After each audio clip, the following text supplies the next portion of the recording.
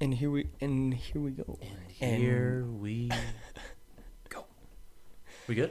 We're good. Dom, we just I think it's safe to say, by the way, first of all, yeah, theater season is back, dude. it is. Theater season is back. Dude, it's back and back. I've eaten so much popcorn. We've Yeah, seen to be honest, I'm a little disgusted with you. that I eat a full thing of large popcorn. Every single Dude, time I'm we telling go. you, there was a full year where I didn't get any movie theater popcorn, and I gotta catch up. That's I not do. how it works. I think it is. That is not how it works. I'm pretty sure that's exactly how it works. Let me just say to kind of Say. keep on track with this. The movie theater season is back. Yep. And this is the kind of movie that Yep. I live to see in a theater. It was the exact same when I didn't. It's the exact same feeling I had when I watched A Quiet Place, the first part one, and I saw that when I was in England, and when I went to the movies when I was abroad, I went with other people. Do you mean the cinema, Gus? When I went to cinema, I went with other people once. So every other movie I saw twice. I went with my dad whenever he came up there with me when I first moved out there. We saw It, Chapter 1. Oh, Another nice. movie, great theater movie. But every other movie I saw by myself. So this A Quiet Place Part 1 was one of those movies. And I never realized how much I appreciated so many things that these movies do so well, like with sound design and music and like using sound as a point of tension it's not a novel concept, but I couldn't name another movie that comes as close to these two as like these do it when it comes to like perfecting that trope of we're gonna use sound to scare the shit out of you. Well, I mean, they because they did it with a character unlike any that we've really seen before. Having a deaf character where every time that she is alone on screen, it is completely silent. Yeah. And we don't get sound until she's joined by someone else. Right. And to add to that, if she's alone on screen with just the monsters, it is still silent. Right. There has to be another human in the frame with her before we get any that noise. sound. It's like Not even music with her. It's kind of like the subtitle thing. It's like how subtitles should be used. Like when the character speaking in the foreign language is speaking to someone who understands the language, that's when you get subtitles, Yes. right? If there are people in the room or situations where people don't know what's being said, no subtitles. Right. They do that with Millicent Simmons' character again, like it just in such amazing ways. It's also like when it does happen, it's kind of like a two-edged sword because you feel that like instantaneous calm of like there's like no sound at all. It's really quiet, and then that's immediately replaced by well, what if something happens? Yes. Like what if something goes like she is so insanely screwed. Well, and that's something that's so intriguing about her character because and that's honestly something that I was trying to work through while we were watching this is she kind of goes out on her own. She's very independent, but how? You know, like in this world that she's living in where she can't make any noise, she has to just kind of trust that the actions that she's doing is not making any noise. That's insane. That's big trust. Yeah. That is woo. That is massive. It's crazy. Yeah. And something I guess to kind of kick off the act, like part 2, thoughts on part 2. This is kind of her movie. Yeah. Like Emily Blunt's in this movie, but I wouldn't say Emily Blunt is the focal point. Not to say that she was in the first movie either, but the first movie was so much about like the togetherness of the family and how they're trying to survive and get through this together in one setting, in one place. They don't move around a lot. Right. This movie kind of breaks it kind of pulls them all apart. It's kind of like it's like Empire Strikes Back. All the main characters are off trying to do different things, and they're never together, and it breaks up like that familial like comfortability of having, you know, these people that are established together.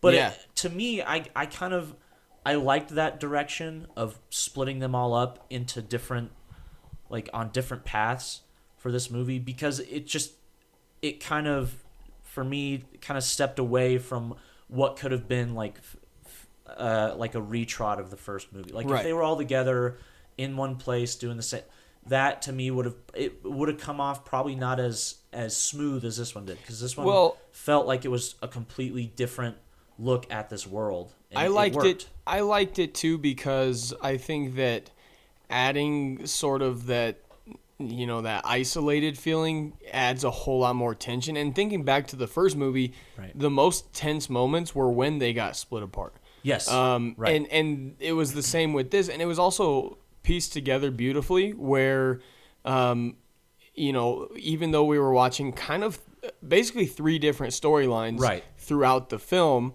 with the son, the daughter, and the mom, they're all, like, the way that it's pieced together on screen, they're all getting tense at the same time. Where there's a lot of, like, off-screen tension that's built, because you kind of understand. Once we start seeing these storylines play out, you understand that if something bad is, like, happening to the daughter, there's probably something bad happening to the mom and the son. And it kind of just cuts from one to the other to the other, and it never felt like it was jumbled or anything like that. But there was so much that went on in this movie that we weren't necessarily shown, even when it came to you know, killing the aliens or whatever it was. There's a lot that happened off screen that was edited very well. The cross cutting between those three different kind of storylines. They're not. Again, it's a lot like the first movie in that there's no like huge like goal they're trying to achieve. The plot line is very simple.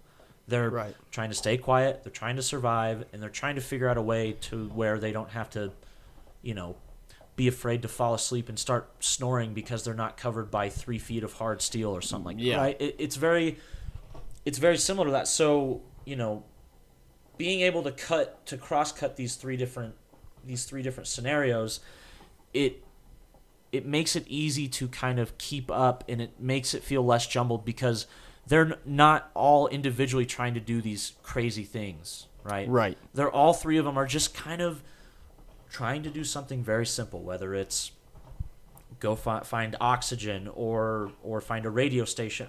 It's things that are like in the real world would be what we would consider like a menial task. Sure. Like we're gonna just go drive to the store and get medicine. Well, and it brings up an interesting theme of trust as well. Like the people that you are with, you kind of just have to be prepared to trust them that they're going to get their job done. You're going to get your job done, and you're all going to end up back in the same place.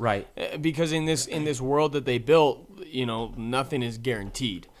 And so we see that kind of throughout. Even when the mom and the kids finally meet Cillian Murphy's character, they kind of just have to trust that he's not going to hurt them because he could. But again, they're all kind of in it for survival.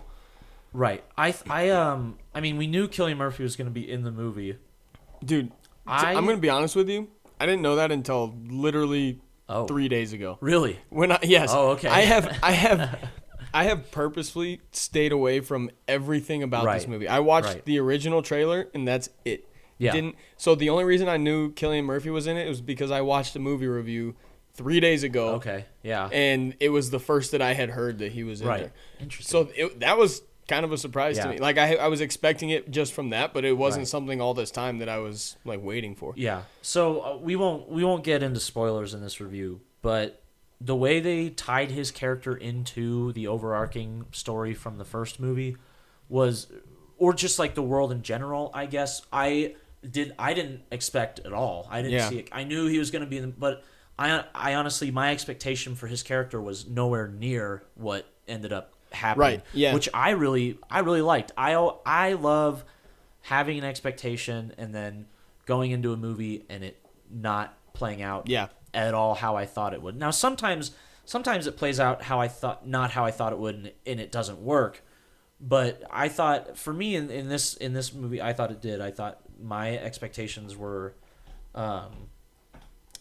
exceeded multiple times, and it was a good feeling to not feel like I knew exactly what was going to happen. Yeah, throughout. I was pleasantly surprised at how much John Krasinski we got. We knew from the trailers that he would be in there at least briefly. We were gonna get the day one. Yes, but I was glad that we got a fairly extended amount of time with him, seeing how, the way that he led his family, the way that he still. I mean, we saw it in the entirety of the first movie, but getting to see him in that kind of protector role was very interesting, and I think for the short amount of time that we got him on screen, I think that was still very effective storytelling. Yes, and I think the extended prologue, it's like a perfect length too. Right. Like, it doesn't overstay its welcome, and I wouldn't be surprised if because I imagine there will be a third movie, at least. I wouldn't be surprised if that was something they explored again if they did a third movie. Yeah. But again in that kind of limited capacity of this tiny little 10-minute window of screen time. Like, what plays out in the prologue is a little, it's not just 10 straight minutes, but the prologue itself is about, if I were to guess, it felt like about 10 minutes of screen time. I don't know exactly. I wasn't timing it or anything. But what I loved about that too is that it was perfect. It was just dude, that was one of the coolest introductions to a movie I've ever seen. And plus, we already know, having seen part one, we already know kind of what the world is like 400 plus days later. Yeah. So seeing what's going on day one, it's an interesting way to look at how people are reacting to what's going on, because we already know. Well, and we already know the rules and the established boundaries of what they're facing. But to see these characters react in a way where they don't know, it's a cool way to watch something and be like, we as the viewer know what they're about to experience. They have no idea. Well, and I think something else that's really cool about it is that, first of all, like you said, they don't know it all, but they are forced to learn very quickly. Very quickly. But on top of that, this movie did not shy away at all from showing us the monsters. No. Or I think they were aliens. Aliens, probably, yeah. But regardless, the first movie wasn't necessarily afraid to show them to us. Right. But it was they were trying to build tension by not showing us the full threat, not really knowing what was around the next corner. And we kind of get this glimpse that from day one, our characters knew exactly what was chasing them. Maybe they didn't know what it was, but they knew what they had seen it, they had to fight it off, they had experienced basically the whole thing in day one, and that kind of gives you an insight into their system of doing things going forward. Even though the first movie was sort of set up like they weren't quite sure what they were dealing with, like they were well aware. Like, they knew what they were. What they didn't know was the full potential of what they were dealing with. Right? Like, they knew what how they operated, how they moved around, but they didn't know the limits of their the range of what they could hear. They didn't, those what was unknown was little details that could possibly keep them safer if they did know. Yeah. One of the things I also liked about kind of how they framed the aliens in this movie is you get more shots of them, but they're still never the main focus of any given scene or shot. There are shots where they're the only thing in frame, but it's almost immediately cut away to a different shot of the characters or of other characters in another place. Yeah.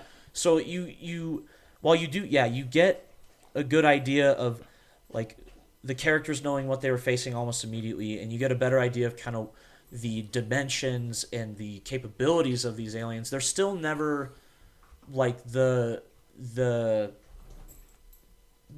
I said, they're not the focal point. They're never the focal point of any scene. Yeah. They're always in and out really quick, and there's almost always something else in frame that is in focus, or is, you know, the actual like subject of that given moment. Yes. What do you, dude? What would you do? Like, what would I do? Yeah. Like that's part of why I loved the prologue. Yes, is right. because it showed like their real time reactions, and it showed John Krasinski like figuring. But like, I feel like day one would be the hardest. Oh, for sure.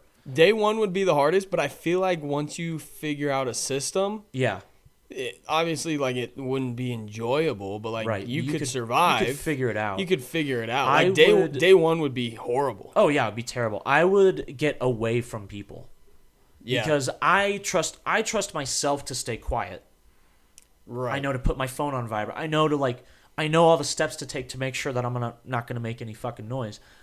What I don't trust is that other people will be able to do the same. So if I'm in a place where there's a crowd, I'm getting as far away from those people as I can. I'm gonna find the closest exit, and I'm gonna pray to God that they're not outside or where I'm headed, because that's the other big question mark is, okay, I know I want to get away from people, but the other big question is, what direction do I go?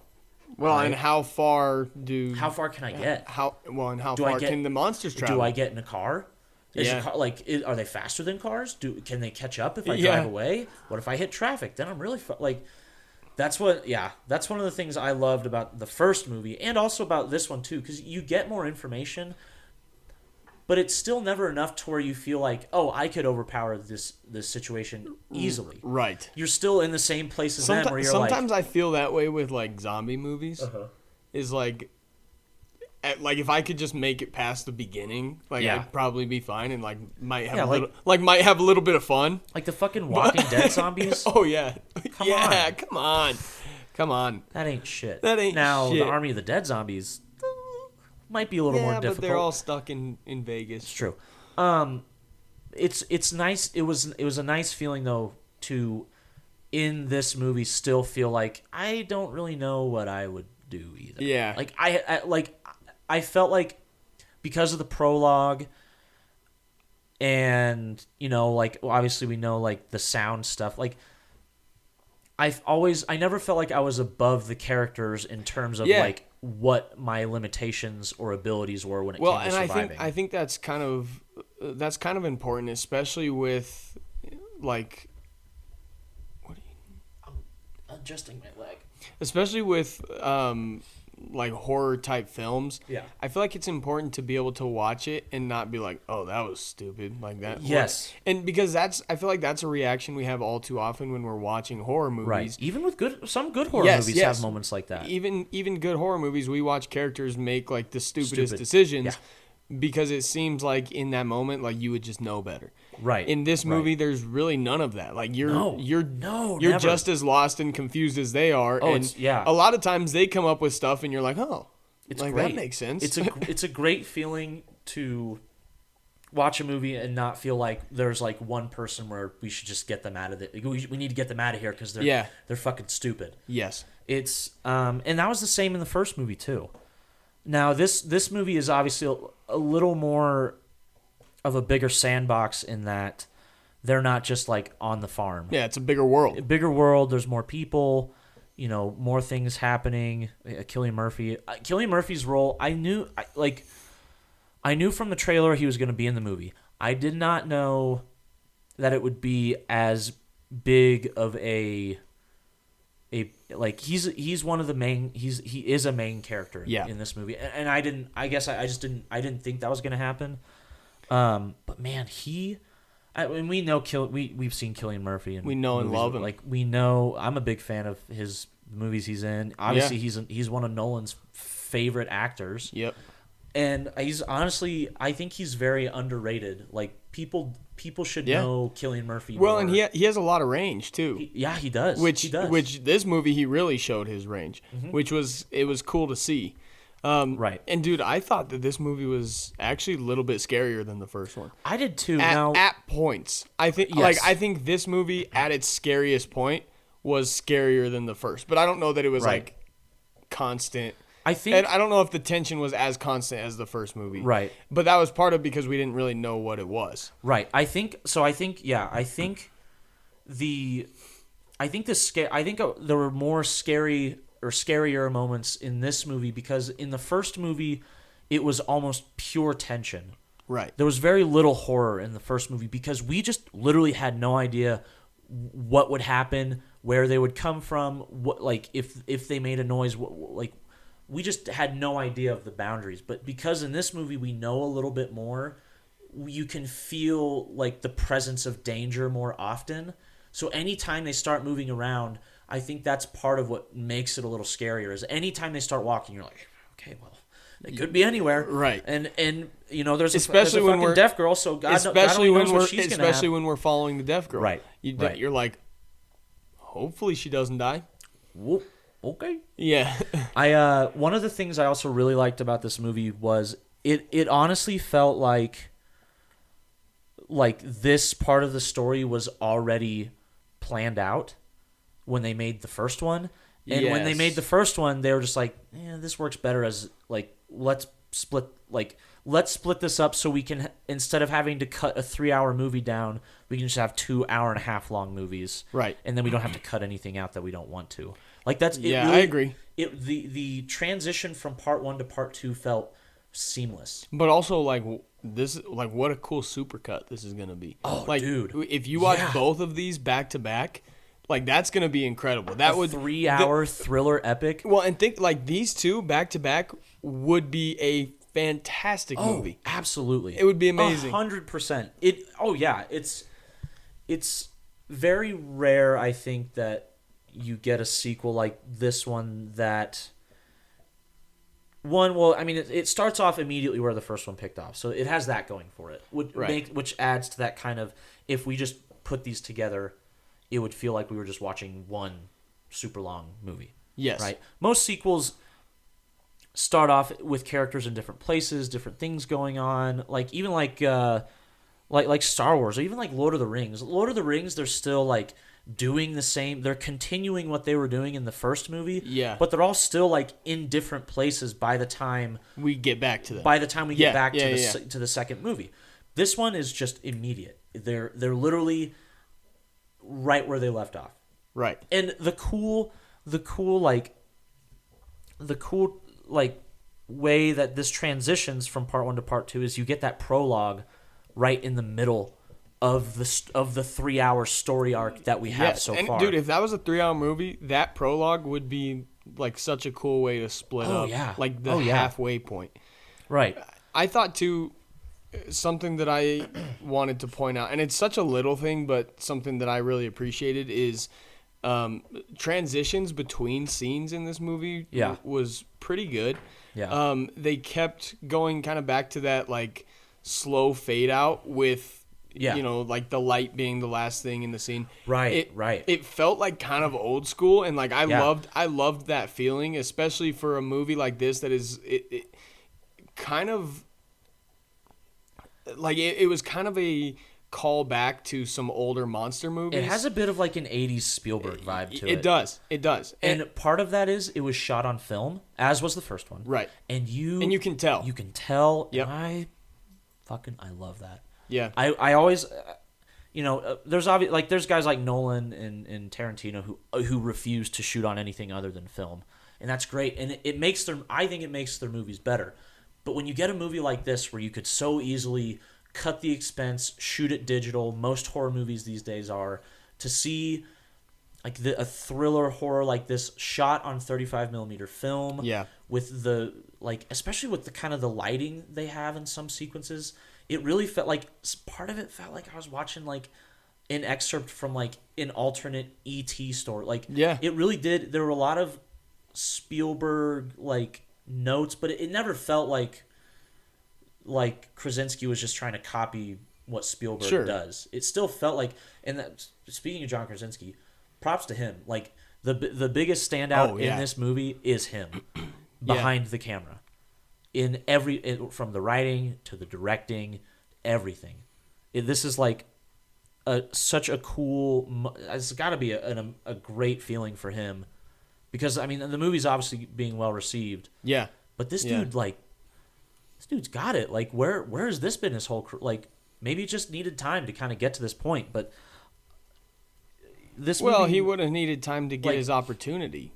Right. Which I think is more of it than anything. Right. I guess, yeah, when you start out as an actor, directing is not probably the first thing people look to you for when it comes to future opportunities. But this movie is exciting because it gave me so much of what I felt in the first one, and it makes me excited for the future of the story, and it makes me excited for whatever like John Krasinski can fucking write and direct like that. To have a guy like that doing movies like this, like I'll watch whatever he directs. Well, and we also know that he can really do whatever he wants as an actor too, and be very successful with it. Mm-hmm. He's now done action, horror, and comedy comedy excellently. War movie. He was in 13 Hours. Like that dude has range in front of and behind the camera. Yes. And that's so cool to see. You were talking about transitions, right? Yes. Between scenes with like the fade ins and fade outs. That the scene reminds me of is when they're on the boat. They're going to the island, and you can like see the flashing red light on the island. Yes. And then it goes completely to black except for that red light. And then it pulls fades up in. Yes. To the that was beautiful. There are so many moments like that, which I just was so cool to see. Yeah. Do you have? I mean, without like too heavy into spoilers, do you have any like real negatives about this movie? For me, the main negative, well, couple. One of them is just that kid with the curly hair drives like the son. Yes, can't stand his character. Couldn't in the first movie. Why? Can't in this movie, because he doesn't do anything except for scream and like cause problems. Yeah, like I understand his character arc is the one from. He's going from the kid who is scared of everything to the kid who's finally brave in the last... He does plenty in the first movie. Not really. Also, he can't really do anything in this movie, Dom, but I can't say why because that would be a spoiler. Don't say why, but the point is... He can't do shit in this movie. Every time he was on screen, it was just him screaming and crying, and it was annoying. Hey, Dom, I'm gonna bleep this out. Have you ever gotten a bear trap on your fucking leg? I don't think so. You think you just sit there and be like... Oh, my fucking leg's all bloody. Shit. No, I get it. It's annoying. It's not annoying. It was annoying. Dude. It's a natural reaction to what's going on, Dom. Dude, I understand that. I understand that it's a natural reaction, and I understand that it's realistic. But guess what?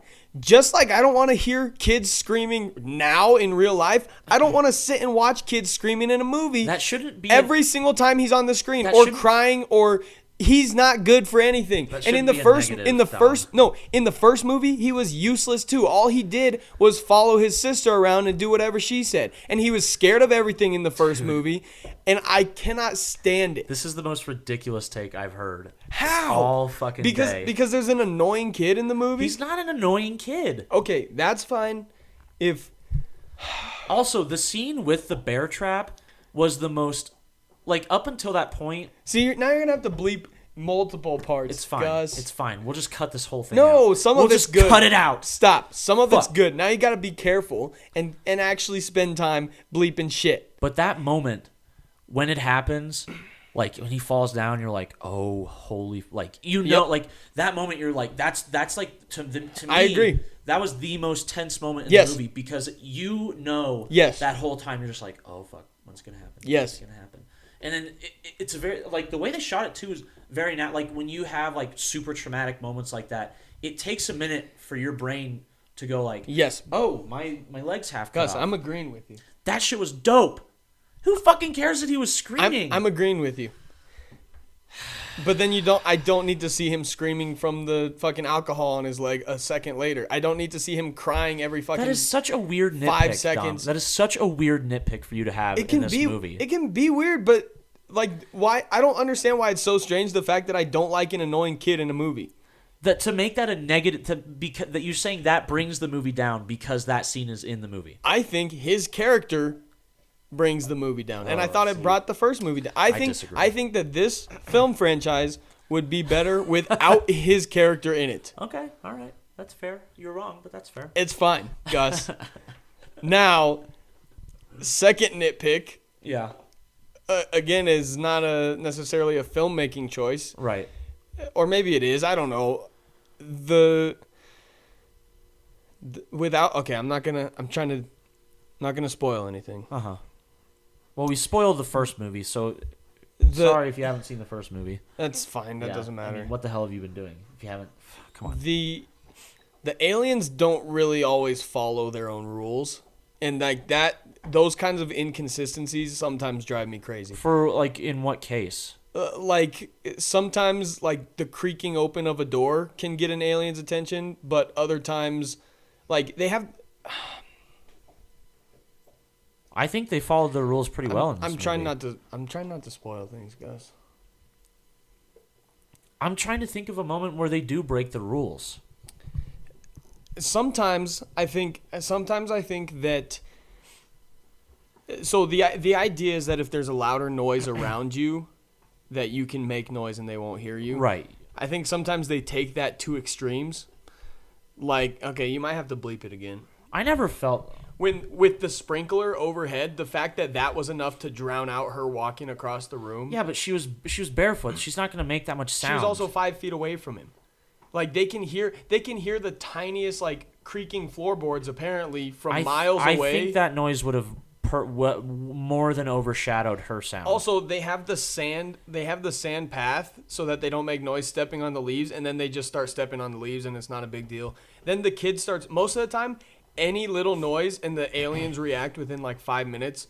This kid starts screaming and the alien like is nowhere to be found until it's convenient for the plot. That drives me crazy. That alien was there in like 10 seconds. That's not true. Yes, it is. No, it isn't. Go watch it again.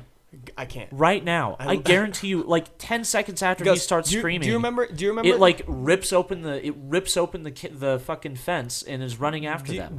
That's not true, Gus. Yes, it is. Do you remember the first movie when the old man starts screaming in the forest? Yeah. That old man got taken out like 2 seconds, literally 2 seconds later. In this movie, this kid is screaming and screaming and screaming, and his mom's covering his mouth, and the alien is nowhere. Dude, they were literally running away from the alien. It's like the alien gave them time. No, that's not true. That's not true, yes, Gus. Yes, it is. Because they were running away from... They heard the alien coming when the bottles fell. But any other situation, the alien would have already been there by the time the kid stepped on the thing, and he would have killed them all. I think you're reaching big time. Dude. I think you are. I think you're delusional. Okay, that's fine. Dude, I don't understand. I'm going to cut this part out. Dom, I'm retarded. Of course I'm delusional. Gus. What? The bottles drop. Yes. They hear the alien coming. Yeah. So they start running. Yes. The kid falls, catches his leg in a bear trap. He's ahead of them. The mom has time to catch up. He's screaming. She has time to sit there covering his mouth as he continues to scream. She has time to tell the girl to run away. He continues to scream, and the alien doesn't get there in that amount of time. You're adding like 5 minutes of screen time to the situation. No. You're Gus. Inflating. You are. Gus, I'm not adding Plus, 5 minutes. We don't know how far away the alien is. All we know is that it's nearby. In every other situation, the slightest noise draws them within seconds. In this situation, the loudest noise with the most annoying character imaginable screaming draws them in like a minute and a half. It doesn't take a minute and a half. All right, we're not going to get anywhere because I disagree with you completely on this.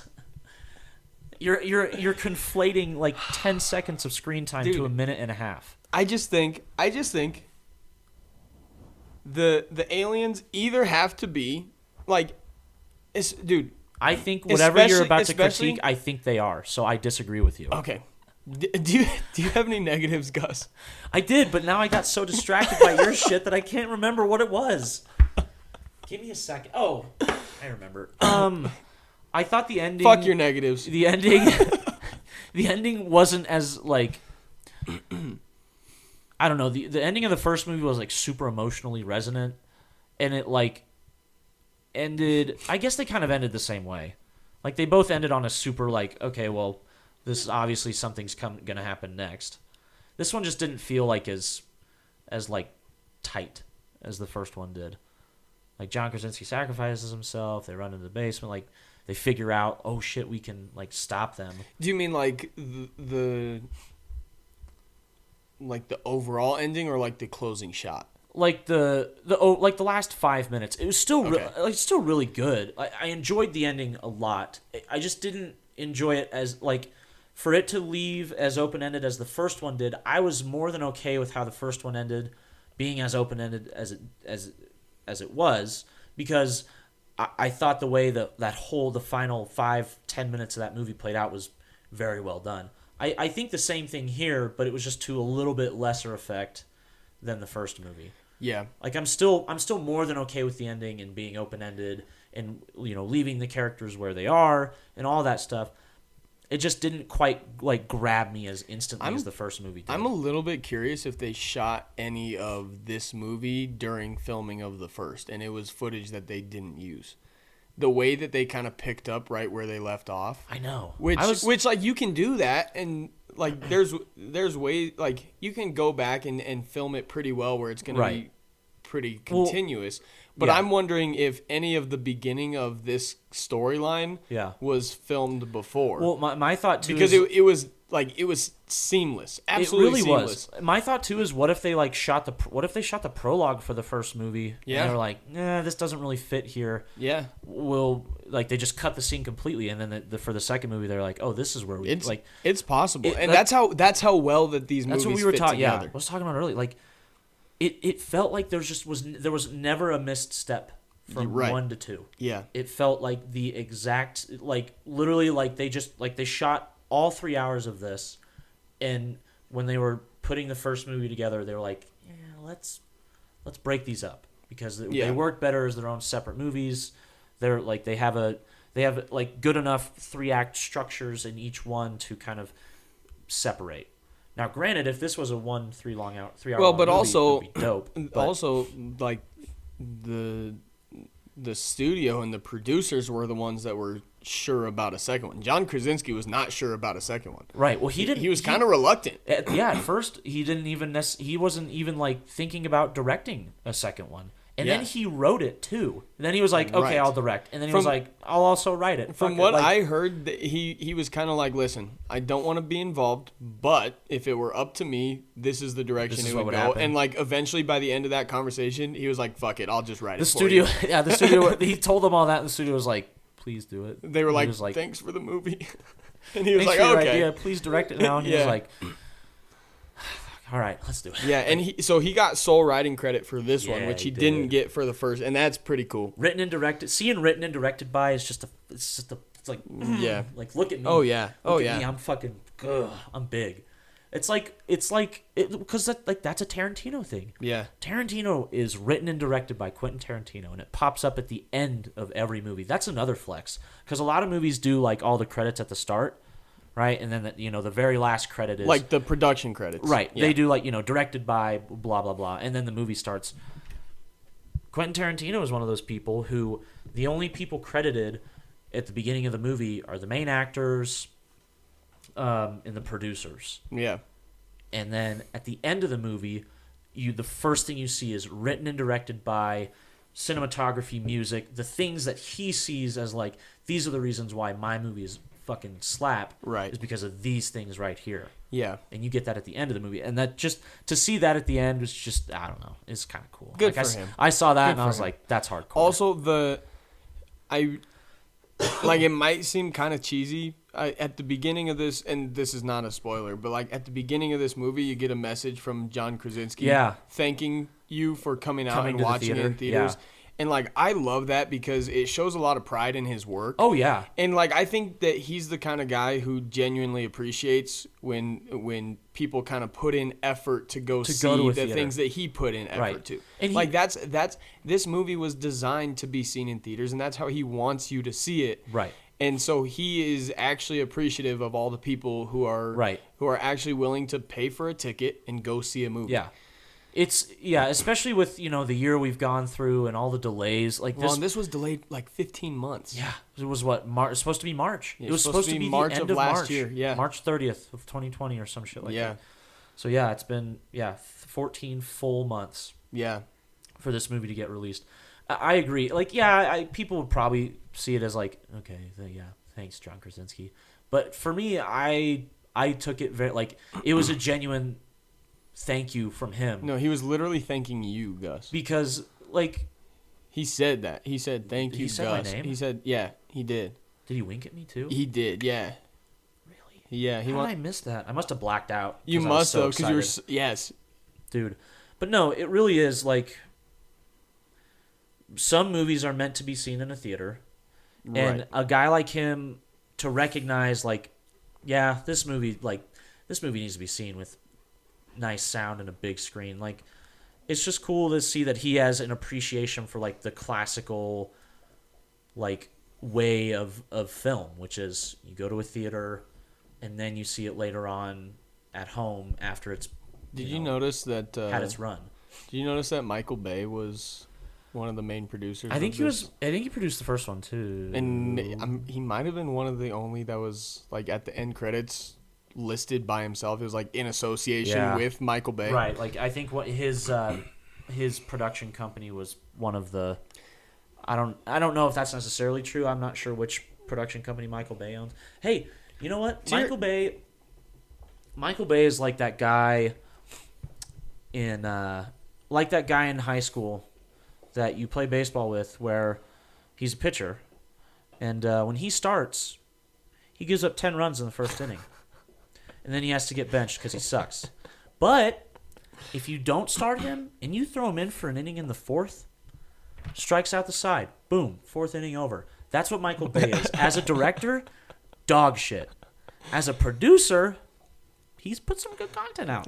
Like, when it's his money and, like, a sprinkling of his ideas, it's all right. When it's someone else's money and all of his ideas, not great. Not great, no. Boo, bad. Oh, man. Yeah. My only other, I guess, kind of, and again, I feel like this is kind of a nitpick. Initially, I felt like Emily Blunt was underutilized, but as the movie went on, I felt less of that. I kind of felt that way about... It was kind of just an initial feeling, and then I was kind of like, okay, I don't... Sort of after the prologue, there was a point in the movie, maybe like 2/4 of the way in. Yeah. That's half. A quarter of the way in. There you go. Are you too dumb? Dude, so maybe like a quarter of the way into the movie, I was honestly, like, I was preparing myself to be disappointed because, like, I wasn't sure about the direction it was going. There wasn't a lot happening as far as, like, the monsters and the tension and like it. After the prologue, things settled down a little bit, and after they after they met Cillian Murphy's character, things settled down a little bit to where I was like, okay, like, show me something. Yeah. But the second half of the movie was, like, unrelenting to where the concerns that I had all just kind of went away. Right. Maybe that was part of what I was feeling like with Emily, but she still has, like, some of the most emotional scenes in the whole movie. Obviously won't get into spoilers or anything, but she still has a very impact. It was just initially I just had that initial feeling of, like, Emily Blunt's not, like, she's not the main focus of, like, that's weird. She's, like, the big name here. Yeah. But then after Millicent Simmons and Cillian Murphy kind of get into their groove, I was no longer concerned. And it honestly, I think it'll make the first kind of half of the movie better on a second viewing. Probably so. Kind of just knowing that the whole the film as a whole is as solid as it is. Well, and that you're going to be rewarded if you're patient. Right. Yes. Which is a big part of it. Yes. That's all I got. You want to grade it? Let's do it. You go first. Because I think you're going to give it a stupid grade, like a C or something. Dude, I'm giving it a D-. Okay? Oh, okay. That's what I was going to give it. Oh. Yeah. So we're done. Hey. Good shit. We're done. One more? We're done. One more? We're done, dude. No, we're not. That was the end You're not going to give it a D-. I'm going to give A Quiet Place Part 2 a B+. I was happy with it. Yeah. I thought the horror aspects of it were great. Yeah. I think that introducing people into a monster movie can sometimes take away from the monsters and kind of take away from the point of the horror to begin with, especially in sequels. This did not do that. Every character that was introduced played an important role. Yeah. I thought the aspects of horror, like I said, the peak horror in this movie I thought was scarier than the peak horror in the first. I'm not sure I liked this one quite as much as the first movie, but there was a lot we already knew coming into this movie that we didn't in the first, so a little less to surprise you with. I don't know that this movie lived up to the first one, but because of what the first movie was, it never could. Right. Right. Like, but also I don't think that it's necessarily not as good. I think it's just kind of on the same playing field as the first movie. Well, and I think that when it comes to sequels, there's a big difference between having a second movie and a continuation of the first. This was a continuation. It felt of the less first. like a traditional. It really sequel. was a part 2. Right. Like there's a difference between Quiet Place Part 2 and Quiet Place 2. Yeah. You know what I'm saying? Yeah, and to me that like if we're looking at it that way, like that's kind of the same as that's how like Lord of the Rings is, right? Lord of the Rings is one story broken up into 3 parts.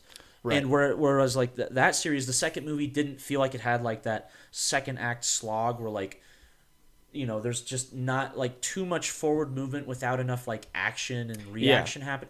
This movie felt the same way. It kind of like jumped over the sophomore slump a little bit and just felt as smooth as the first one. Not necessarily maybe as good as the first one, but again, they're in the same league. They're playing on the same field. Right. The first one might have a couple better. They're playing in the same game. They're playing in the same game. Yeah. And the first one might have a few better stats, but the second one can keep up. Yeah. And so, I mean, I gave the first one. The first one was my second favorite movie of 2018. Yeah. The only movie above it was First Man. And I think First Man was the only A+ movie I gave that year. I think I gave A Quiet Place an A. Mm-hmm. So I'm gonna stick to the playing field and I'm gonna give it an A. Fair enough. I liked it a lot. I thought it was very good. I did. That's it. Man, we got heated, Dom. That's it. Yeah, dude. We got heated, We did. It's fun though. It wasn't fun for me, Gus. Come on. It's serious. It's okay to disagree. Life is not a game, Gus. You think this is a game? And it's not a cereal. What?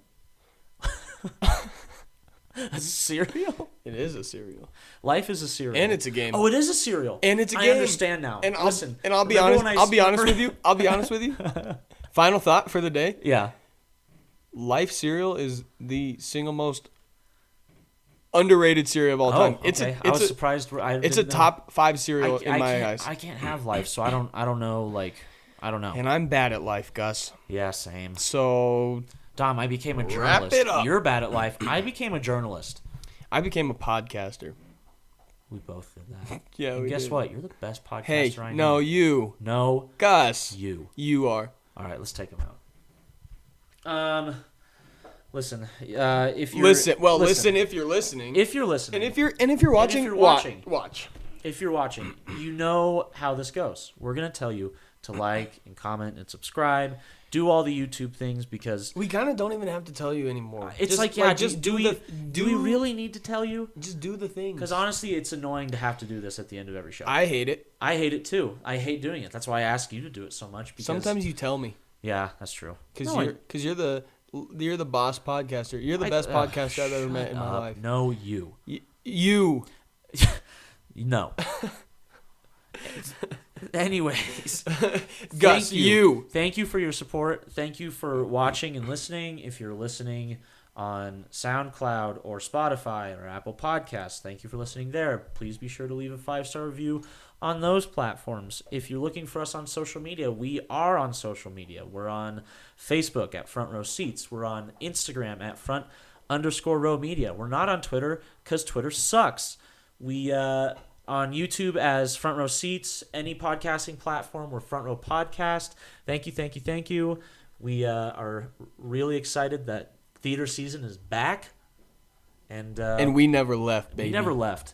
We just had to kind of scrape the barrel a little bit. Yeah. Gus, we got so low that we were buying movies off Amazon. Think about that. What movie did we buy off Amazon? King of Staten Island. And I don't regret that. Listen, I don't regret it. I regret ever getting to the point where we had to buy movies from a streaming service. We couldn't see it in a theater. Yeah, that correct. That did suck. Sitting there being like. That being said, I love the HBO deal. I love that deal. I love that deal. I'm about it. I'm about that. Big trust. Woo woo. Woo woo. Come see me. All right. My mouth's getting dry. What up, Leo? You want to talk?